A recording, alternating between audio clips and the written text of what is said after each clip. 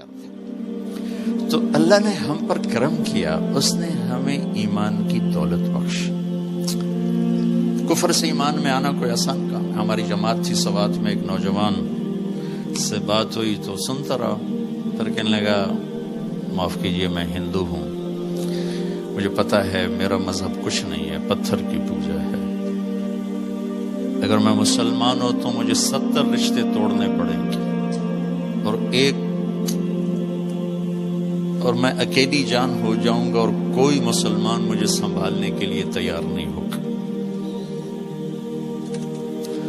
تو مجھے پتا ہے میں غلط ہوں، میں بندھن میں جکڑا ہوں. تو اللہ نے ہم پہ کرم کیا، ہمیں بڑے امتحان میں نہیں ڈالا، ہمیں اللہ تعالیٰ نے ایمان کی دولت سے نوازا.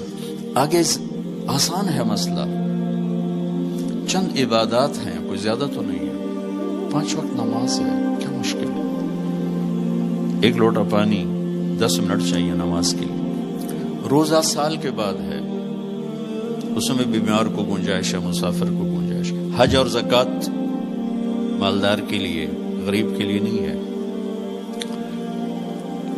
یعنی کتنا آسان کیا اللہ تعالیٰ نے ہمارے لیے زندگی کو.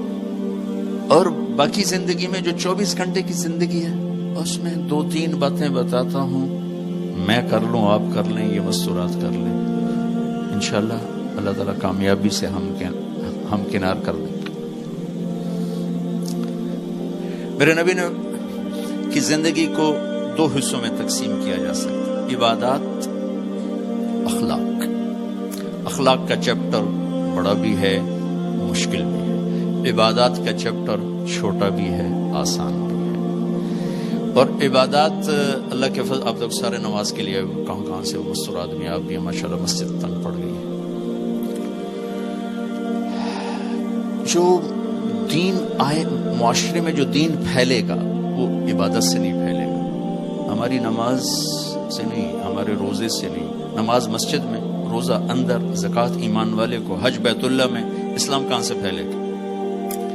دین کے پھیلنے کا جو سبب بڑا ہے وہ اللہ کی طرف بلانے کے ساتھ نبی والے اخلاق، نبی والی معاشرت، نبی والا حسن سلوک، یہ دلوں کو کھینچے گا.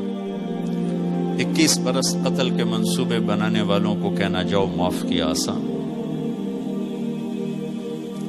لا تثریب علیکم اليوم، جاؤ معاف کیا.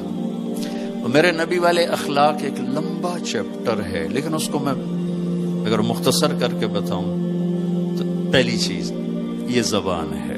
میرے نبی نے فرمایا یا معاذ الا انبئک بملاک ھذا کلہ، معاذ میں تمہیں سارے دین کا خلاصہ بتاؤں. کہا جی ما ہوا، کیا ہے؟ تو مجھے دیکھو سارے. آپ نے اسے زبان نکالی، یوں پکڑا اور فرمایا کف ھذا، معاذ اس زبان کو قابو میں رکھ لو. 90% انسانی اخلاق زبان سے جڑے ہوئے ہیں. گھروں کو، دلوں کو، رشتوں کو جوڑنے والی یہ زبان ہے.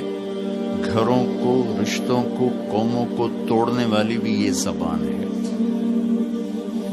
ایک میٹھا بول دل خرید لیتا ہے اور ایک کڑوا بول سمندر کی کڑواہٹ سے بڑھ جاتا. میرے رب کی قسم، میٹھے بول کی مٹھاس پوری دنیا کے شہد کے ذخیروں سے زیادہ ہے، اور کڑوے بول کی کڑواہٹ 7 سمندر کی کڑواہٹ سے زیادہ ہے.